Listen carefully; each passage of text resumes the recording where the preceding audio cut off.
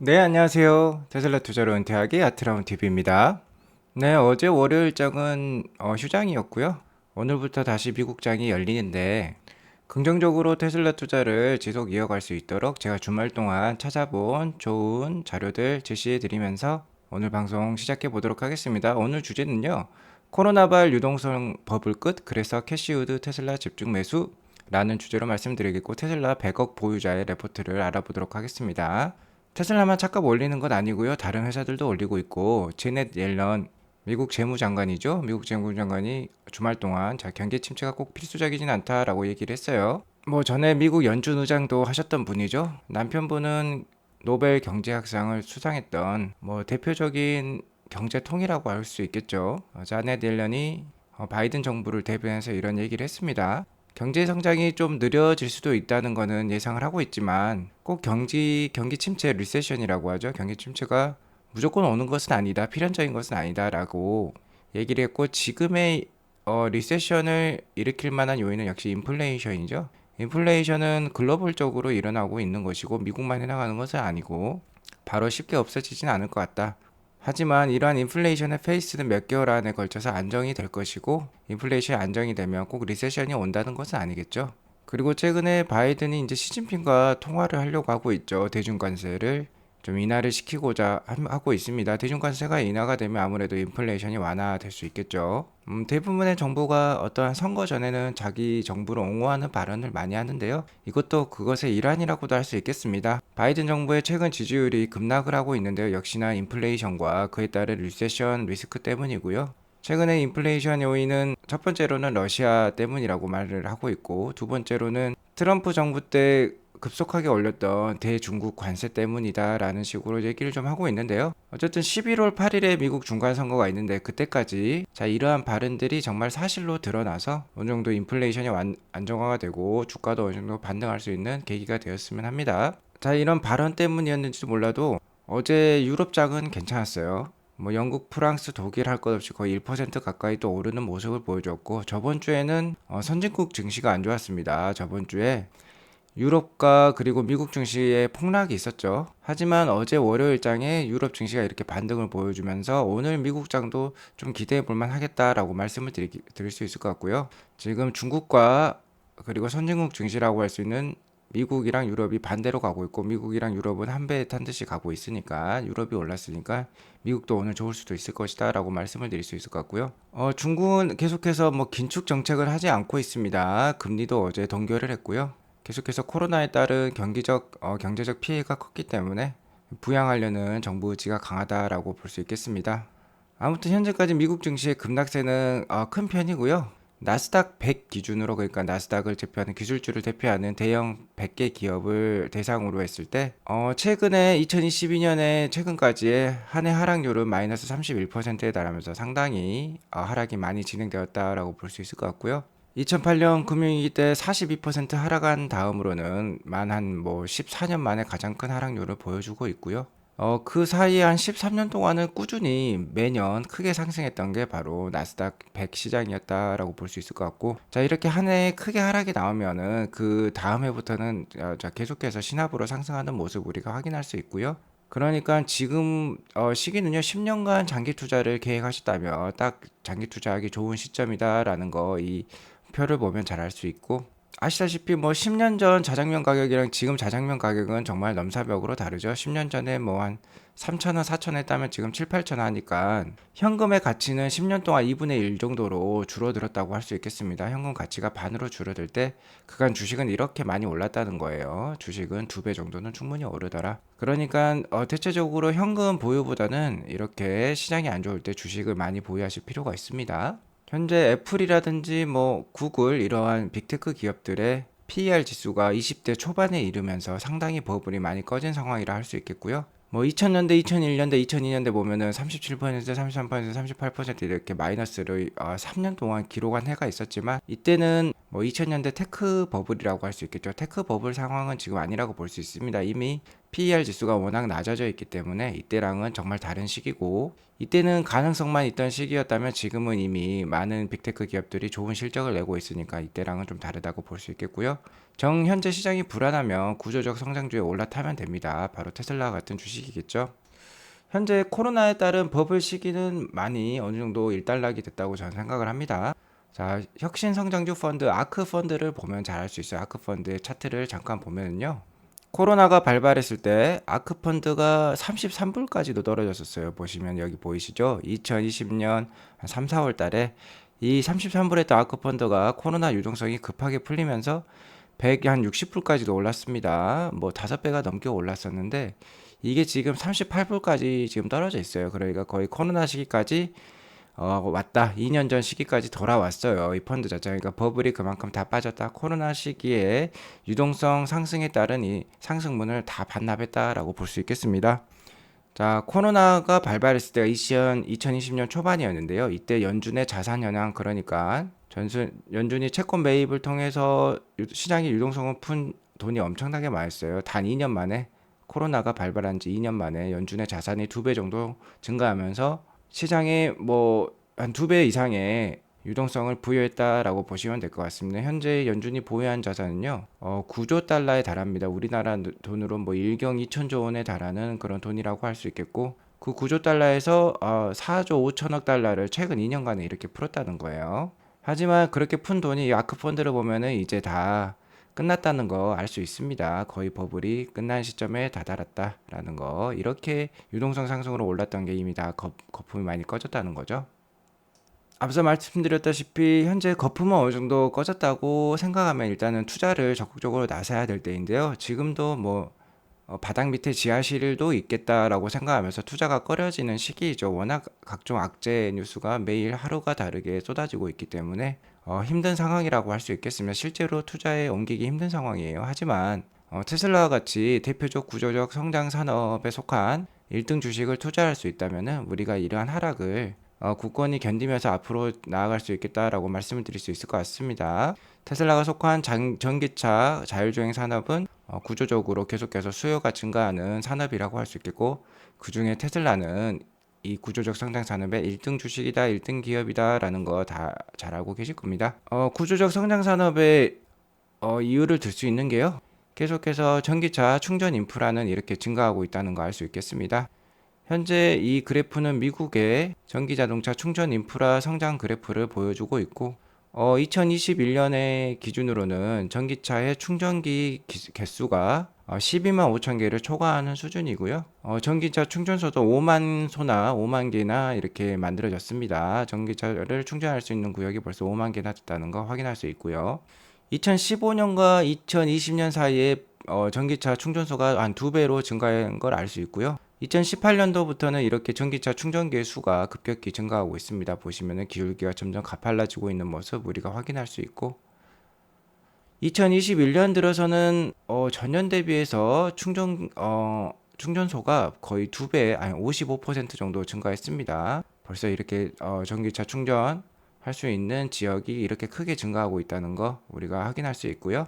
최근 인플레이션이 발생을 하고 있죠. 아주 고인플레이션이라고 할 수 있겠는데, 미국도 월에 뭐 8.5% 전년 동기 대비 이상 오르면서 고인플레이션인데, 이거는 다 유가 상승이 이유가 크죠. 하지만 이렇게 유가 상승에 따르면요, 전기차 구매는 지속해서 증가될 수밖에 없습니다. 유가 상승이 이어지면 자동차, 특히 내연기관 차량을 운행하기가 어려워지기 때문에 전기차를 구매하고자 하는 니즈는 크게 증가할 것이다 라고 볼 수 있을 것 같고, 이렇기 때문에 이렇게 전기차 충전소도 증가하고 있는 것이고, 이거는 바로 구조적 성장 산업이라는 것을 뒷받침할 수 있겠다라고 볼 수 있겠습니다.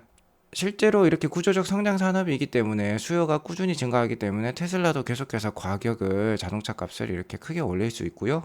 6월에도 벌써 차당 500만 원씩 또 차값을 올린 테슬라라고 할 수 있겠습니다. 가장 인기가 있는 뭐 모델 Y 롱레인지의 경우 5월 달만 해도 8,900만 원이었는데 지금은 9,500만 원대로 벌써 거의 500만 원 이상 또 올렸다는 거 확인할 수 있겠고요. 모델 Y 퍼포먼스 같은 경우는 벌써 이제 1억이 넘는 차량이 돼버렸어요.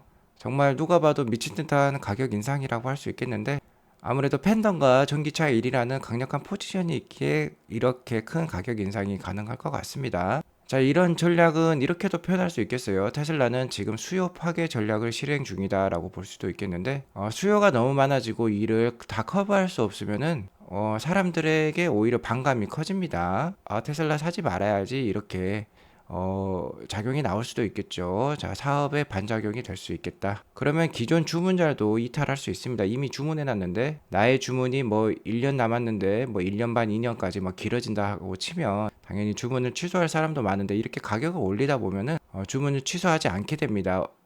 예를 들어 뭐 12월 작년 한 12월에서 3월 올해 3월 사이에 구매를 했으면 약 8천만 원에 테슬라 모델 Y 롱레인지를 살 수 있었거든요. 근데 벌써 1,500만 원이 올랐으니까 그때 사신 분들은 아직 기다리고 계신 분들이 많을 건데 당연히 1,500만 원이 차값이 오르면은 1,500만 원 싸게 산 기분이 들 것입니다. 이 계약 가격이 유지가 되기 때문에 그래서 기존 주문자의 이탈도 함께 방지하게 될 것이다 라고 볼 수 있을 것 같고요. 구조적 성장 산업에서는 이렇게 가격 인상을 할 수 있는 것입니다. 크게 테슬라뿐만 아니라 GM의 허머 EV도 각 6,250달러씩 최근에 인상을 했어요. 뭐 우리 돈 거의 뭐 800만 원이 넘는 그런 가격이 될 것 같고요. 뭐 허머 EV의 가격은 그래서 뭐 10만 4천 불, 9만 4천 불, 8만 4천 불로 모델 Y 롱레인지보다도 훨씬 비싼 지금 차량이 되고 있습니다. 이처럼 미국 시장에서 전기차 가격 인상은 모든 업체에게 용인이 되고 있다고 할 수 있겠고요. 이는 바로 구조적 성장 산업, 즉 수요가 탄탄하다는 의미라는 거죠. 미국의 지난 1분기 기준 전기차 침투율이 6.7%로 아직도 초기 시장이니까 아직도 성장할 룸은 많이 남아있고, 이렇게 성장하는 구조적 성장 산업에서 테슬라는 1등으로 지금 미국의 점유율 75%를 점유하고 있죠. EV 시장. 자, 그러니까 테슬라 투자 계속해서 이어나가셔도 될 것 같고요. 현재 이렇게 구조적으로 성장하고 있는 상황이지만 테슬라의 주가는 1년 전 가격으로 회귀했습니다. 현재 테슬라 주가는 650불인데요. 1년 전 테슬라 가격이 거의 600한 초반이었어요. 628불이라고 치면 그때 당시 1년 전 나스닥은 11,264포인트인데 나스닥이 현재 11,800포인트 이하로 내려가면서 나스닥은 많이 떨어졌지만 테슬라 주가는 오히려 그때보다는 지금 상승해 있습니다. 그러니까 나스닥 대비 상당히 테슬라가 선방하고 있다는 거 잘 알 수 있고요. 아무튼 이러한 상황에서는 좋은 실적 앞에 장사가 없다는 거. 자, 그런 상황에서 또 시장 분위기가 이제 좋아지면은 제일 먼저 치고 올라가는 게 테슬라라는 거 우리가 알 수 있습니다. 이렇기 때문에 뭐 캐시 우드 돈 남은 누나로 유명한 아크 인베스트에서도 이번 달만 벌써 7번째 테슬라 주식을 매수하고 있습니다. 바이 더 딥, 그러니까 급락이 나왔을 때 계속해서 테슬라 주식 수량을 늘리고 있다라고 할 수 있을 것 같고요.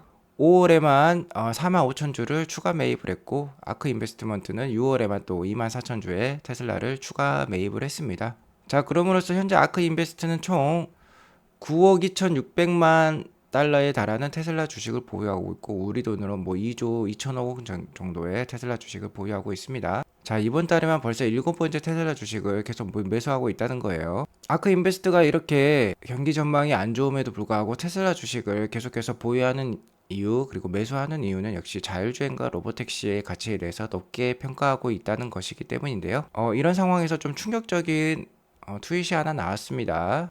폴 마스트 카달로그라는 분이 또 FSD 베타가 벌써 20만 명이나 테스터를 모집을 했다라고 얘기를 하고 있는데요. 10만 대에 달하는 FSD 베타 테스터가 있다는 게 뭐 한 달 전부터 얘기가 나왔는데 벌써 20만 대라니까 좀 놀라울 따름인데, 제 생각에는 이게 사실이 아닐 수도 있을 것 같긴 합니다.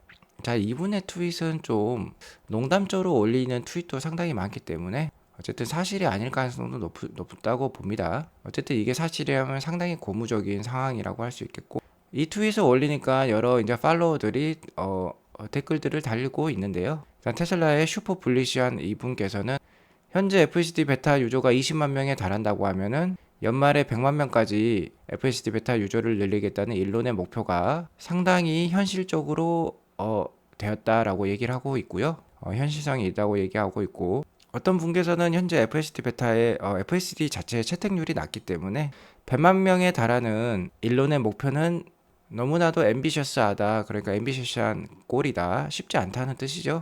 저 역시도 쉽지 않다고 보는 게 트로이 테슬라이크에 따르면 2022년 1분기 FSD의 채택률이 7.1%밖에 안 돼요. 글로벌에 100대가 팔리면은 단 7명만 FSD를 지금 채택을 하고 있다는 건데, 문제는 2019년 2분기부터 FSD의 채택률이 이렇게 점점 낮아지고 있다는 것입니다. 어쨌든 이를 종합해 보자면요. 제가 계산을 해봤는데 테슬라 차량이 글로벌 누적으로 300만 대 정도 팔렸고 FSD의 채택률을 20%라고 좀 높게 잡았습니다. 20%를 잡더라도 그러면 현재 FSD를 사용하고 있는 사람들은 60만 대 정도라고 볼 수 있거든요. 자, 이를 다 모두 미국 차량이라고 가정을 해봅시다. 60만 대 FSD 차량이. 그러면 홀마스 스카달로가 얘기했던 20만 대라고, FSD 베타 사용자가 20만 대라고 하면은 현재도 뭐 한 60만 대밖에 FSD를 사용하지 않고 있기 때문에 연말에 100만 대까지 가기는 쉽지 않아 보입니다. FSD 베타가 지금보다 뭐 10배에서 5배까지 하반기에 일시적으로 늘리기는 정말 쉽지 않아 보인다라고 말씀을 드릴 수 있을 것 같고요. 이런 하락 추세에서는 100만 대까지 늘리려면 이 추세를 올릴 필요가 있다는 거예요. 현재 하반기에 테슬라 차량의 예상 판매량은 약 80만 대에서 90만 대 정도가 됩니다. 2분기에 뭐 좀 많이 까먹을 예정이기 때문에 아무래도 하반기에 많이 팔아야 될 것 같은데요. 하반기에 80만 대 넘게 차량을 팔 건데 이들 차량의 채택률을 올리는 게 아주 급선무겠다라고 볼 수 있을 것 같고요. 앞서 말씀드렸다시피 차값도 상당히 지금 올린 상황이죠. 1년 전 대비 차값이 거의 1,500만 원 이상 올랐다고 볼 수 있는데 과연 1,000만 원에 달하는 FSD가 채택을 많이 할지 좀 의문이긴 합니다. 하지만 뭐 미국 시장 같은 경우는 뭐 구독으로 FSD를 사용할 수도 있다고 하니까요. 한번 살펴봐야 될 것 같고 이런 상황 역시 9월 30일 AI 데이가 무엇보다도 중요해진 것 같습니다. AI 데이 때 뭐 테슬라 봇이 나와서 정말 멋진 AI 기술을 선보일 수 있다면 테슬라 자율주행 FSD의 채택률도 상당히 올라갈 수도 있겠다라고 볼 수 있을 것 같고 일론이 얘기했던 정말로 100만 대가량의 FSD 베타 참여자가 증가한다면 테슬라의 미래는 상당히 밝겠다라고 볼 수 있겠고요. 이는 뭐 제가 말씀드렸다시피 자율주행의 가치가 워낙 천문학적이라는 거죠.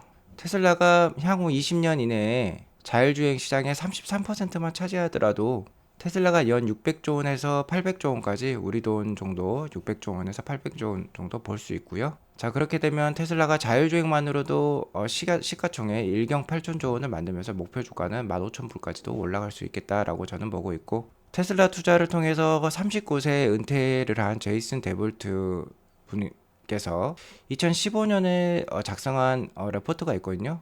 자, 이분은 한때 테슬라 평가액이요. 테슬라 주식 평가액이 200억 원이 넘었던 사람입니다. 현재는 한 120억 원 정도 테슬라 주식을 보유하고 있고 하루에만도 뭐 10억씩 왔다 갔다 하는 그런 사람이라고 할 수 있겠습니다. 테슬라 주식이 10% 오르면 10억이 오르고 10% 떨어지면 10억이 마이너스 되는 그런 사람이라고 할 수 있겠어요. 어쨌든 이 39세에 일찍 은퇴를 했습니다. 자, 제이슨 데볼트도 뭐 테슬라 투자를 한 지 10년이 넘은 걸로 알고 있고 이분은 2015년에 벌써 이렇게 자기 스스로 레포트를 만들면서 테슬라 주식에 대해서 긍정적인 마인드 계속 유지하고 있다라고 볼 수 있을 것 같고요. 2015년에 만들었던 레포트에 따르면 이제 자율주행과 관련돼서 좋은 인사이트를 주고 있는데요. 그 중에 내용을 일부 요약해서 말씀드리자면 어쨌든 2023년부터는 자율주행이 페이스 4에 접어들면서 어느 정도 시장에 상당히 페넌트레이션 그러니까 침투할 것이다 자율주행이 침투할 것이다 라고 보이고 있고 2022년까지는 자율주행을 좀 준비하는 단계다 라고 그때부터 예상을 했었네요. 최근에 미국 인플레이션이 8.6%를 넘어가면서 그 세부적인 인플레이션 상황을 뜯어보면 약 절반이 교통비가 상승했기 때문에 인플레이션이 크게 올랐다고 나오고 있는데 대부분 역시 유류비 상승해서 나오는 거라고 볼 수 있겠죠. 제이슨 데볼트의 레포트에 따르면 자율주행 택시가 나온다면은 현재 우버 승차 비용의 10분의 1로 줄어든다고 합니다. 마일당 약 35센트로 어디든 다 갈 수 있다고 하고요. 이는 곧 인텔 공동 창립자가 얘기했던 전략적 변곡점이라고 할 수 있다고 합니다. 전략적 변곡점은 신기술이 기존 기술에 비해 10배 비용 절감이 되는 10배 개선되는 때를 뜻한다고 하고요. 자율주행이 보급이 되면 이런 때가 오기 때문에 자율주행이 되는 차와 안 되는 차는 크게 엇갈릴 것이다 라고 볼 수 있을 것 같습니다. 그리고 자율주행이 되게 되면 로보택시를 타게 되고 로보택시를 탄다는 건 더 이상 자동차를 소유할 필요가 없게 된다는 말이기도 하지요. 캐나다에서는요 연간 18,000km 정도 자동차로 운행을 하게 되면은 그 소유 비용이 연간 15,000불 그러니까 우리나라 돈 2천만 원 정도에 해당한다고 합니다. 그러니까 이런 비용을 막 200만 원 수준으로 이하로 줄일 수 있다면 당연히 기술적 변곡점에 이르게 되고 우리는 자율주행 전용 택시를 애용하게 될 것이다 라고 볼 수 있을 것 같고요. 역시 자율주행 차들이 많이 나오게 되면은 이동 시간을 단축시켜주고 자원도 절약시켜줄 수 있겠다라고 볼 수 있을 것 같습니다. 자율주행차는 사람처럼 길을 잃지 않겠죠. 혼잡을 더욱 줄여줄 것이고 각종 센서와 통신 장비들을 통해서 차량이 이동할 때 그 사이 간격이 상당히 좁아지는 것을 알 수 있을 것입니다. 인간이 운전하게 되면 상당 부분 앞차와의 거리를 유지를 되겠지만 로보택시는 AI가 운전하는 것이고 센서가 강력히 갖춰지면은 도로 위에 차량들이 넓게 떨어져서 다닐 필요가 없겠다. 즉 기차처럼 따닥따닥 붙어서 갈 수 있으면 상당히 또 시간을 단축할 수 있겠죠. 그리고 역시 큰 거는요.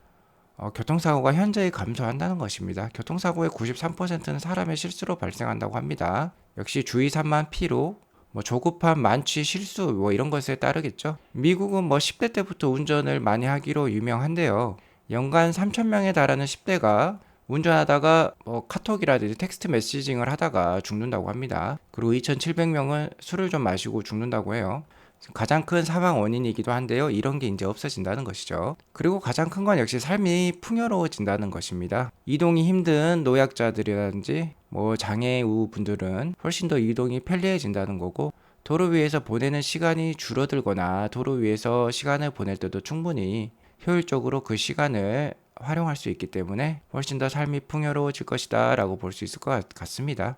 예를 들어 자동차를 통해서 자녀를 통학시키는 분들도 더 이상 직접 운전할 필요도 없게 되는 것이죠. 자, 그런데 이런 산업의 1등 회사 어디입니까? 역시 테슬라고, FSD 베타 관련돼서 영상을 조금이라도 보셨으면은 정말 테슬라의 미래가 밝겠구나라는 거 우리가 잘 알 수 있습니다. 그러니까 지금 캐시우드 누나처럼 이렇게 어느 정도 테크주의 버블이 많이 꺼졌을 때 계속해서 주식을 신압으로 모아갈 수 있으면은, 자, 이런 식으로 신압으로 모아갈 수 있으면 10년 후에 큰 수익률로 포레스트 검프처럼 경제적 자유 충분히 이룩할 수 있겠다라고 말씀을 드릴 수 있을 것 같습니다. 자, 오늘부터 미국장이 다시 열리는데요.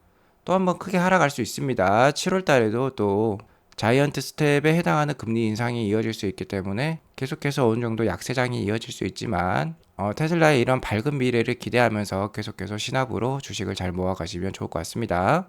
오늘 방송이 도움이 되었다면 구독과 좋아요, 알람 설정 꼭 눌러주시기 바라겠고요. 오늘도 행복한 하루 보내시기 바라겠습니다. 감사합니다.